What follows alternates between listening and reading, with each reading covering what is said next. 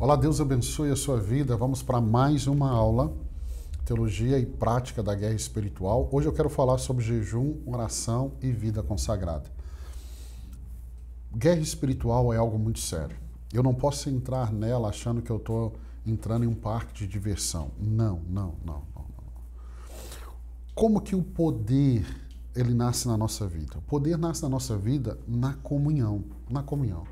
A verdadeira força espiritual, ela não vem de ativismo religioso, ela não vem porque eu estou fazendo muitas coisas dentro da igreja, mas ela vem da comunhão íntima com Deus. Ela não vem do tempo de evangelho. Eu tenho 20 anos de igreja, 20 anos de evangelho, não. Então, quando a gente fala do jejum, da oração, da consagração, elas são três cordas espirituais essenciais. E elas entrelaçadas, elas vão formar a base de toda a vitória do crente. Nós já tivemos aqui um módulo sobre práticas espirituais. Lembra que eu já te ensinei, eu lembro isso sempre porque é importante. Estudar teologia é montar um quebra-cabeça. Tudo que nós estamos ensinando para você é uma base. Esse ano, primeiro ano, nós estamos formando uma base muito sólida da teologia bíblica. Segundo ano, a gente vai mergulhar na teologia. Se você aprendeu esse ano, você não tem ideia como vai ser o segundo ano. Mas nós precisamos dessa base. Entenda, essas práticas espirituais, elas não podem ser vistas como rituais místicos, sabe? Elas não podem ser vistas como instrumentos para manipulação divina. Não. Elas são meios da graça. A teologia reformada olha para a oração, olha para o jejum, olha para a santidade como meios da graça. São os meios que Deus comunica a graça. Então, é por meios da graça, por meio desses meios, o Espírito Santo ele vai moldar o nosso coração e vai fortalecer o homem interior. Marcos 9, 29 diz assim: mas esta casta não se expulsa senão pela oração e pelo jejum. Olha o que Lutero vai dizer. Lutero diz assim: a oração é o verdadeiro trabalho do cristão. As demais obras são apenas seus frutos. Olha que forte. A oração é o verdadeiro trabalho do cristão. As demais obras são apenas seus frutos. Calvino vai dizer assim: o jejum é o auxílio da oração. Ele não muda a vontade de Deus, mas ele disciplina a nossa vontade. Então a guerra espiritual, você vence ela no secreto. É no altar da comunhão. É ali no altar da comunhão que o poder de Deus é gerado. E é na consagração que o soldado de Cristo se torna invencível. O jejum, ele vai quebrar as resistências espirituais. E ao mesmo tempo que ele quebra a resistência espiritual, ele reforça a alma. Isaías 58, versos 6 e 9, ele diz assim: porventura não é este o jejum que escolhi? Que solte as ligaduras da impiedade, que desfaça as ataduras da servidão. Mateus capítulo 6, versos 17 e 18. Quando jejuardes, unge a tua cabeça e lava o teu rosto, para não pareceres aos homens que jejuam. Então, o jejum não é uma tentativa de convencer Deus, mas de conquistar o coração.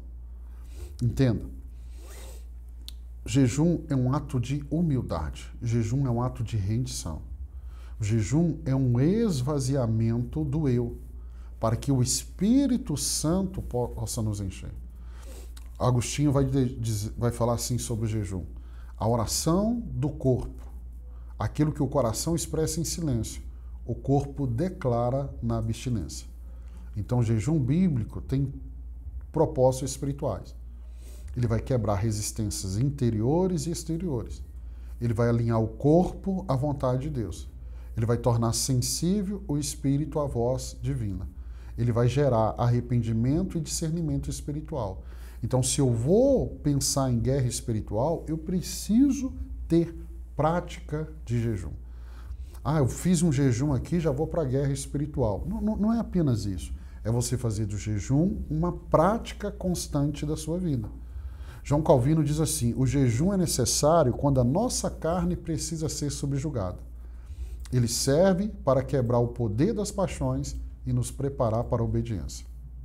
Então, no contexto da guerra espiritual, o jejum é disciplina de dependência, porque ele vai enfraquecer a carne e ele vai fortalecer o espírito. E na guerra espiritual você precisa. Então, ele vai fazer o crente se tornar mais sensíveis, sabe, às realidades espirituais, às realidades celestiais. Wayne Grudem diz assim: o jejum é o meio pela qual o crente reconhece sua total insuficiência e expressa o desejo de ser sustentado apenas por Deus. Então o jejum, ele não nos torna poderosos, ele apenas nos posiciona de modo que o poder de Deus vai fluir livremente.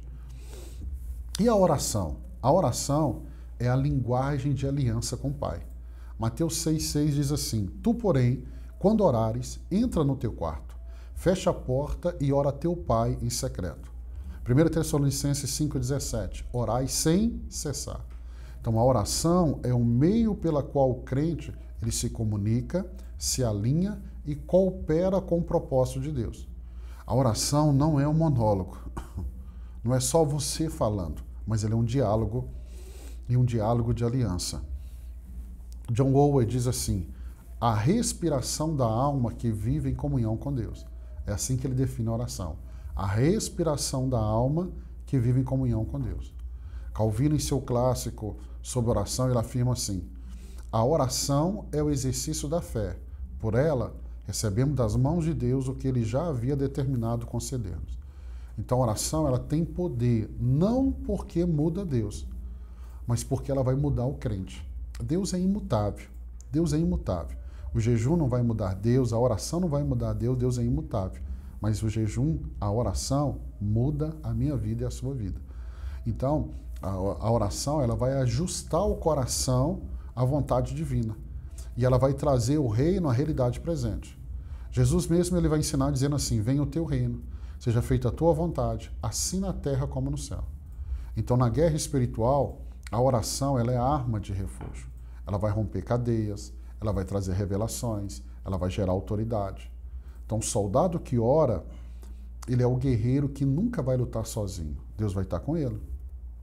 Então, entenda, o poder espiritual, ele nasce na comunhão, não do ativismo. João 15:5 diz: sem mim nada podeis fazer. Lucas 10, verso 40 ao 42. Marta, Marta, andas inquietas e te preocupas com muitas coisas, mas uma só é necessária. Nós estamos numa geração, e essa geração contemporânea, ela confunde movimento com avanço. E eu e você não podemos errar nisso. Não podemos. Porque o reino de Deus, irmãos, o poder, ele nasce na permanência em Cristo. A comunhão é a raiz de todo o poder espiritual que precisamos. O ativismo é apenas uma distração religiosa. John Stott diz assim: nada é mais vital para a vida cristã do que o tempo gasto na presença de Deus. A pressa é o maior inimigo da espiritualidade. Eu vou ler de novo. Nada é mais vital para a vida cristã do que o tempo gasto na presença de Deus. A pressa é o maior inimigo da espiritualidade. Então, a guerra espiritual não é vencida por quem faz mais. A guerra espiritual é vencida por quem permanece mais. Então, a força do guerreiro, ela vem do altar, não da agenda. O ativismo, ele enfraquece. A comunhão, ela empodera. Herman Bavinck diz assim: o poder espiritual não é produzido por entusiasmo humano, mas pela comunhão com o Espírito que habita em nós. Então, entenda, é no secreto que a autoridade é construída. É na presença que o Espírito fortalece, consola, envia. Então, se eu quero vencer a guerra espiritual, jejum, oração, comunhão. E além disso, pastor, santidade. Porque a vida santa é a maior arma contra as trevas. A vida santa é a maior arma contra as trevas. 1 Pedro 1,16 diz: sede santos, porque eu sou santo. Efésios 4,27, não deis lugar ao diabo. Então, a santidade, ela é a armadura invisível do crente. Então, nenhuma estratégia do inimigo é mais perigosa que o pecado. E nenhuma arma é mais poderosa do que uma vida pura. Satanás, ele não vai temer a eloquência de alguém, mas ele teme diante da integridade de uma pessoa. Martinho Lutero vai dizer assim: uma vida santa é o maior sermão que o diabo odeia ouvir. Uma vida santa é o maior sermão que o diabo odeia ouvir. Então a santidade, ela não é isolamento, mas é separação para um propósito. João Calvino vai dizer assim: a verdadeira santidade é viver no mundo sem pertencer a ele. É ser luz em meio às trevas. Então a vida santa é também uma forma de guerra espiritual. E ela vai te dar condição de vencer essa guerra. Por quê? Porque onde há santidade, não há terreno fértil para a tentação. John Owen adverte: aquele que faz paz com o pecado, ele declara guerra contra Deus. Então, portanto, a santidade, ela não é peso. A santidade é a proteção. Se você vai entrar em uma batalha, em uma guerra espiritual, verifique se você está em santidade. Então você corre o risco de perder essa batalha. Você corre o risco de perder essa batalha. Então, cada área da nossa vida rendida ao Espírito Santo, ela se torna uma fortaleza da luz na minha e na sua vida. E aí, consagração não é isolamento. Consagração, irmãos, é uma entrega total a Deus. Romanos 12:1, apresentai os vossos corpos como sacrifício vivo, santo e agradável a Deus. João 17, verso 15 e 18, ele vai dizer: não peço que os tire do mundo, mas que os guarde do mal. Então, a consagração não é uma fuga, ela é a missão de todo cristão.